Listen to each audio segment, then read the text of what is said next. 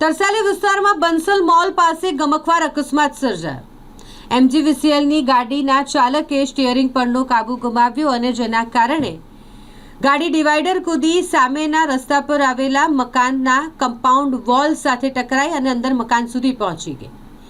Bansal mall પાસેનો આ બનાવ છે। ગાડી ડિવાઈડર પરથી ઉછળી સામે આવેલા મકાનના કમ્પાઉન્ડ વોલ સાથે અથડાઈ અને જેના કારણે કમ્પાઉન્ડ વોલ પણ તૂટી ગઈ અને MGVCLની ગાડી કે જે મકાન સુધી પહોંચી ગઈ હતી। જો કે અકસ્માત થયા બાદ આ ગાડીમાં MGVCLના 4 કર્મચારી સવાર હોવાની જાણકારી તો છે, પરંતુ તેઓ ગાડી મૂકીને ફરાર થઈ ગયા હતા।